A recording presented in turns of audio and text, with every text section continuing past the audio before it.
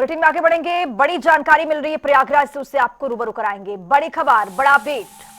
तमाम दिग्गज वीवीआईपी आज संगम नगरी आएंगे। बड़ी जानकारी, बड़ा अपडेट आपके सामने। आपको बताते चले कि कई केंद्रीय मंत्री और राज्यसभा के सदस्य भी आज प्रयागराज पहुंचने वाले हैं। महाराष्ट्र के सीएम देवेंद्र फडणवीस आज प्रयागराज पहुंचेंगे, महाकुंभ मेला क्षेत्र का भ्रमण करेंगे।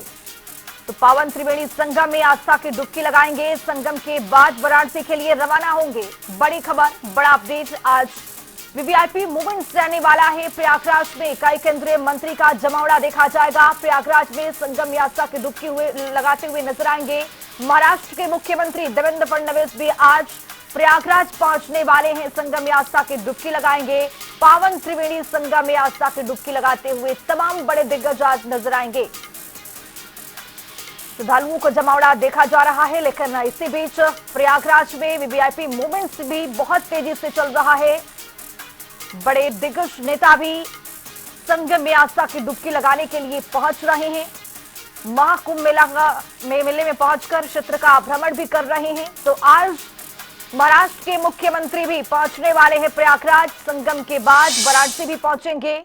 और आपको बताते चले कि तमाम दिग्गजों का आज तांता लगने वाला है। महाराष्ट्र के मुख्यमंत्री देवेंद्र फडणवीस के अलावा कई केंद्रीय मंत्री भी आज प्रयागराज पहुंचेंगे आस्था की डुबकी लगाने के लिए। प्रयागराज से हमारे साथ हमारे सहयोगी जुड़ रहे हैं, सैयद मोहम्मद आबिर। प्रयागराज में आज सैयद वीवीआईपी मूवमेंट्स रहने वाला है। श्रद्धालुओं के लिए भी खासा इंतजाम क्या कुछ किया गया है, और वीवीआईपी मूवमेंट्स है उसके लिए खासा इंतजाम क्या है? देखिए खुशबू, लगातार वीआईपी मूवमेंट और जो श्रद्धालु हैं उनका आना जाना यहाँ पर जारी है। और उसी तरह से आज श्रद्धालुओं की फिर सुबह से भीड़ है कुंभ क्षेत्र में। और सीधी सी बात है, जो वीआईपी आ रहे हैं वो अराइल घाट पे आएंगे। जैसे आज महाराष्ट्र के मुख्यमंत्री देवेंद्र फडणवीस आएंगे, और साथ ही केंद्र मंत्री सोने लाल आएंगे, और साथ ही वित्त मंत्री पंकज चौधरी पहुंचेंगे, और साथ ही जो हरियाणा की राज्यसभा सांसद है वो भी पहुंचेंगी, और यहाँ पर राज्य महिला आयोग के लोग पहुंचेंगे, और साथ ही ऐसे में महाराष्ट्र विधानसभा परिषद के उपसभापति भी पहुंचेंगे, और मलेशिया इंडियन कांग्रेस के जो अध्यक्ष हैं वो भी यहाँ पहुंचेंगे। तो पूरी व्यवस्थाएं की गई है, क्योंकि जो सुरक्षा है वीवीआईपी की देखते हुए वहां पर सीआरपीएफ लगाई गई है, साथ ही यहाँ पर आरपीएफ लगाई गई है, क्योंकि ये सब पूरे अरैल पक्का घाट पर आएंगे, और अरैल पक्का घाट पर वीआईपी पर गेटी पर जाएंगे, और गेटी से ये मूवमेंट करेंगे संगम नोज पर, जहां आस्था की डुबकी लगाएंगे। और आस्था की डुबकी लगाने के बाद संगम क्षेत्र में जो है भ्रमण करेंगे बस के द्वारा। लेटे हनुमान मंदिर भी जा सकते हैं, और वहां पूजा करेंगे, अक्षय वट के दर्शन करेंगे, और डिजिटल कुंभ भी जा सकते हैं। और वहां से सीधा ये करीब शाम को 4 बजे वाराणसी के लिए रवाना होंगे, और वाराणसी में नमो घाट जाएंगे, और साथ ही नमो घाट के साथ साथ वहां पर काशी विश्वनाथ में भी दर्शन करेंगे, और उसके बाद मुंबई रवाना होंगे। मगर अगर बात करी जाए प्रयागराज की, तो प्रयागराज में जिस तरह से लगातार लोगों का आगमन जारी है, और अभी भी लोगों की भीड़ देखी जा रही, लोगों में महाकुंभ को लेकर उत्साह देखा जा रहा है। तो चर्चा ये भी है, जो 26 तारीख को शिवरात्रि पर समापन होता है महाकुंभ का स्नान का, ये तारीख चर्चा में ये भी है कि बढ़ाई जाएगी, और ये मार्च तक महाकुंभ जाएगा। जी, प्रयागराज से आप बता रहे, जानकारी दे रहे हैं सैयद, आप ये कह रहे हैं कि मार्च तक महाकुंभ मेले का आयोजन होने जा रहा है, क्या इसकी तिथि बढ़ने वाली है?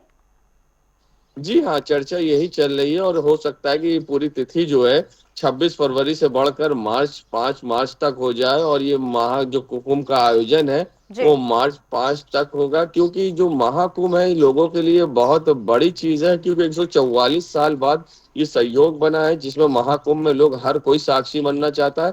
और आज देश विदेश से ही नहीं, शहर के देश के हर कोने से, साथ ही विदेश से भी लोग पहुंच रहे हैं। भले ही साधु संत अखाड़े यहाँ से वाराणसी के लिए रवाना हो चुके हैं, और वे होली खेल के अपने अपनी जगहों पे चले जाएंगे, मगर अब जो उत्साह दिख रहा है वो आम जनता का उत्साह दिख रहा है। उसके बावजूद लोग पहुंच रहे हैं, संगम में आस्था की डुबकी लगा रहे हैं। वो आपको जब घाट पर आप देखेंगे तो एक अलग नजारा होता है, एक अलग भव्यता होती है, जहाँ पर लोग आस्था की डुबकी लगाने के लिए आतुर होते हैं। और लाइन से सबसे बड़ी बात है कि पैदल सर पर गठरी रखे लोग चले जाते हैं अंदर की तरफ। उनके अंदर जरा सा भी ये नहीं होता है कि हम पैदल चल रहे हैं, उनके अंदर यानी सारी चीजों पे कहीं ना कहीं आस्था भारी दिख रही है। जी, सैयद, पहले से जो व्यवस्थाएं हैं वो क्या दुरुस्त हो पाई हैं? प्रशासन क्या वहां पर अलर्ट है अब फिलहाल? चूंकि श्रद्धालुओं का तांता जो है वो कम नहीं हो रहा है, दिन पर दिन बढ़ता ही जा रहा है और भारी संख्या में लोग प्रयागराज की तरफ रुख कर रहे हैं। क्या अपडेट इसको लेकर? देखिए, जो पहले जो कुछ हुआ उसके बाद पुलिस में काफी बदलाव तो अभी देखने को मिल रहे हैं। जो श्रद्धालु आ रहे हैं, जैसे कि श्रद्धालुओं का कहना है कि उनसे अच्छा व्यवहार किया जा रहा है, उन्हें अब रास्ता पूछते तो सही से रास्ता बताया जाता है। और जो रास्ते थे, जैसे कि जनता टीवी ने दिखाया था कि एक काली सड़क जाने के लिए और जो त्रिवेणी मार्ग है वो आने के लिए, मगर अब जो लाल सड़क वीआईपी थी, अगर ज्यादा रश होता तो उससे भी लोगों को रवाना कर दिया जाता। तो यानी कहीं ना कहीं सुविधाएं जरूर थोड़ी बहुत दुरुस्त हुई हैं। और क्योंकि मुख्यमंत्री ने सीधा एडीजी से खुद जिस तरह से उनको निर्देश दिए थे कि व्यवस्थाएं अच्छी की जाए, क्योंकि जिम्मेदार आप हैं, तो कहीं ना कहीं कुछ व्यवस्थाएं और एडीजी खुद अब भ्रमणशील होकर मेला क्षेत्र में गश्त करते हुए दिखाई दिए हैं। तो जो पुलिस के अधिकारी हैं वो थोड़ा सा अब सड़कों पर उतरे, धरातल पर उतर कर जो काम कर रहे हैं, तो इससे कहीं ना कहीं आला अधिकारियों को उतरने से थोड़ा फर्क आया है। और जो पुलिस के जवान है वो थोड़ा सा कहा जाए संस्कारी, जिस चीज की शुरू में बात होती थी, सॉफ्ट स्किल ट्रेनिंग जिसे कहा जा रहा था संस्कारी पुलिस की, तो वो कहीं ना कहीं संस्कार अब थोड़े थोड़े दिखने लगे हैं। अगर व्यवस्थाएं इसी तरह से अगर अच्छी रही तो लोगों के लिए मेला और अच्छा होगा। और महाकुंभ में जो लोग आ रहे हैं, क्योंकि बुजुर्ग भी हैं और बूढ़े भी हैं, बच्चे भी हैं, तो सारे लोग जो आ रहे हैं इस महाकुंभ के साक्षी हैं। और हर में ये कहने का उत्साह है लोगों में, जो नौजवान भी कि 144 साल का ये सहयोग है और दोबारा ये हम नहीं देख पाएंगे। मगर हाँ, जो हमारी जनरेशन होगी हम उनसे ये जरूर चर्चा करेंगे कि आगे महाकुंभ कैसा है और किस तरह से था। जी सैयद, क्योंकि खुद देखा जाता है कि मुख्यमंत्री इसका कमान संभाले हुए हैं और जिस दिन अमृत स्नान होता है उस दिन मुख्यमंत्री 4 बजे से ही अपने कार्यालय में जग करके मॉनिटर करते रहते अधिकारियों के साथ बैठ करके। चूंकि व्यवस्थाओं को लेकर के बड़ा सवाल भी उठा, विपक्ष भी हमलावर हुआ और यहाँ पर प्रशासन पर गाज भी गिरी, तो इसको लेकर तमाम तरीके की व्यवस्थाएं क्या वहां पर दुरुस्त, और यहाँ पर जो वीवीआईपी मूवमेंट्स हो रहे हैं क्या श्रद्धालुओं पर भारी तो नहीं पड़ रहे? देखिए, योगी सरकार ने कोई कमी नहीं करी थी व्यवस्थाओं में शुरू से। जिस तरह से मुख्यमंत्री प्रदेश के जिस तरह से लगातार प्रयागराज का भ्रमण कर रहे थे, हम सब ने देखा है, क्योंकि एक मुख्यमंत्री होते हुए और भी प्रदेश की जिम्मेदारी थी, मगर महाकुंभ पर उन्होंने पूरा फोकस किया और महाकुंभ को उन्होंने बहुत प्राथमिकता दी। और लगातार हर दूसरे तीसरे दिन मुख्यमंत्री का प्रयागराज में आगमन होता था। मगर अगर जो भी कमियां हैं, अगर विपक्ष को मौका मिला है तो इसमें सरकार की कहीं कोई कमियां नहीं थी। जो कमियां थी वो प्रशासन की थी, जो अधिकारी जिनको जिम्मेदारी दी गई थी उनकी लापरवाही थी, जिसकी वजह से ये किरकिरी उठानी पड़ी थोड़ी बहुत। मगर जी, जिस तरह से ये पूरी व्यवस्थाएं की गई हैं, ये कहीं कोई कमी नहीं है। अगर ठीक है। कहा जाए कि जिस तरह से मुख्यमंत्री ने सोचा था उससे बेहतर ये महाकुंभ में लोगों की भीड़ आई है। जी, क्योंकि 44 करोड़ की 40 करोड़ की बात होती थी, ये आंकड़ा 45-46 से पार हो चुका है। और लगातार अभी 26 तारीख है, तो अभी बहुत दिन है।